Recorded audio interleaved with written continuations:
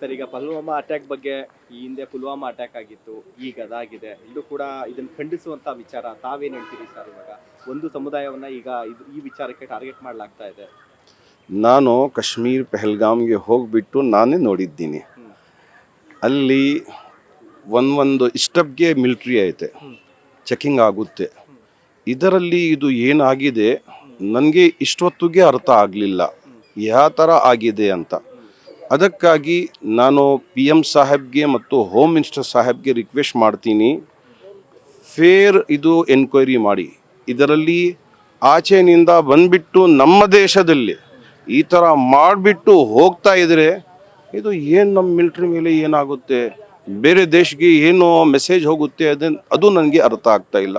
But ಇದರಲ್ಲಿ tourist ಅವರು ಹೋಗಿಬಿಟ್ಟು ಪಾಪ ನೋಡೋದಕ್ಕೆ ಹೋಗಿದ್ದಾರೆ, ದೇವರು ಯಾವ ಥರ ಇದಕ್ಕೆ ಮಾಡಿದ್ದಾರೆ, ಇಲ್ಲಿ ಹೇವನ್ ಮಾಡಿದ್ದಾರೆ ಅಂತ ಅದು ನೋಡೋದಕ್ಕೆ ಹೋಗ್ತಾರೆ ಎಲ್ಲರೂ. ನನ್ನ ಹೃದಯದಲ್ಲಿ ಆ ಭಾವನೆ ಇತ್ತು, ನಾನು ಹೋಗಿಬಿಟ್ಟು ನೋಡ್ಕೊಂಡು ಬಂದಿದ್ದೀನಿ. ಅದಕ್ಕಾಗಿ ಎಲ್ಲರೂ ನೋಡೋದಕ್ಕೆ ಹೋಗ್ತಾರೆ. ಅದರಲ್ಲಿ ಈ ಥರ ಆಗಿದ್ರೆ ನನಗೆ ಬಹಳ ನನ್ನ ಮಾತಿಲ್ಲ ಯಾವ ಥರ ಹೇಳಬೇಕು ಅಂತ. ಅದಕ್ಕಾಗಿ ಯಾರ್ಯಾರು ಸತ್ತು ಹೋಗಿದ್ದಾರೆ ಇದರಲ್ಲಿ ಅವ್ರಿಗೆ 1 ಕೋಟಿ ಅವರ ಮನೆಗೆ ಕೊಡಬೇಕು ಅಂತ ನಾನು ಅಪೀಲ್ ಮಾಡ್ತಾ ಇದ್ದೀನಿ. ಆಮೇಲೆ ಅವ್ರ ರಿಲೇಟಿವ್ಸ್ನಲ್ಲಿ ಯಾರ್ಯಾರಿದ್ದಾರೆ ಅವರಿಗೆ ಜಾಬ್ ಸೆಕ್ಯೂರ್ ಕೊಡಬೇಕು ಗೌರ್ಮೆಂಟ್ನಿಂದ. ಆಮೇಲೆ ಯಾರು ಇದರಲ್ಲಿ ಇದ್ದಾರೆ ಅವ್ರದ್ದು ಏನು ನೋಡಬಾರ್ದು, ಅದಕ್ಕೆ ಏನು ರಿಲಿಜನೂ ಇಲ್ಲ ಅವ್ರದ್ದು. ಅದಕ್ಕಾಗಿ ಏನು ಅವ್ರಿಗೆ ಕೊಡ್ತೀರಾ, ನಾವು ನಮ್ಮ PM ಜೊತೆಯಲ್ಲಿ ಇದ್ದೀವಿ, ಹೋಮ್ ಮಿನಿಸ್ಟರ್ ಜೊತೆಯಲ್ಲಿ ಇದ್ದೀವಿ, ನಮ್ಮ ಸರ್ಕಾರ ಜೊತೆಯಲ್ಲಿ ಇದ್ದೀವಿ.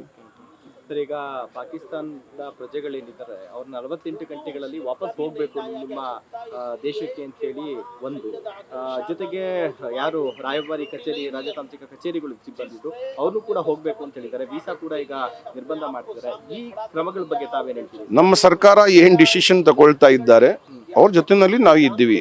ಬಟ್ ಯಾರು ಮಾಡಿದ್ದಾರೆ ಅವ್ರು ಮುಂದ್ಗಡೆ ಬರಬೇಕು.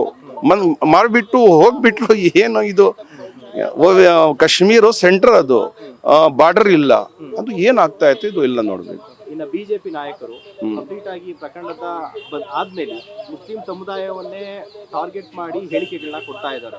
ಅದಕ್ಕೇನು ಹೇಳ್ತೀವಿ? ಆದಿಲ್ ಅವರು ಯಾರು, ಹಿಂದೂ ಇಲ್ಲ ಕ್ರಿಶ್ಚಿಯನು ಇಲ್ಲ ಸಿಖ್, ಅವರು ಮುಸ್ಲಿಮು, ಅವರು ಇದರಲ್ಲಿ ಡೆತ್ ಆಗಿಬಿಟ್ಟಿದೆ ಅಲ್ಲ ಅವರದು. ಅವರು ಸೇವ್ ಮಾಡಿದ್ದಾರೆ, ಇವರು ಯಾರಿಗೆ ತೊಂದರೆ ಮಾಡಬಾರ್ದು, ಯಾರು ಕೊಲೆ ಮಾಡಬಾರ್ದು, ನನಗೆ ಕೊಲೆ ಮಾಡಿ ನಾನಿದ್ದೀನಿ ಮುಂದ್ಗಡೆ ಅಂತ ಯಾರು ಬಂದಿದ್ದು? ಆದಿಲ್ ಅವರು ಇದಕ್ಕೆ ಅಲ್ಲಿ ಎಲ್ಲರಿಗೆ ಇದು ವ್ಯವಸ್ಥೆ ಕೊಡ್ತಾ ಇದ್ದಿದ್ರು. ಬಟ್ ಅವ್ರು ಸತ್ತು ಹೋಗಿದ್ರು ಅಲ್ಲ. ಆ ಥರ ಏನು ನಮ್ಮ ದೇಶದಲ್ಲಿ ಇಲ್ಲ, ಅವರು ಹಿಂದೂ ಅವ್ರು ಮುಸ್ಲಿಂ ಅಂತ ಇದು ಮಾಡಬಾರ್ದು.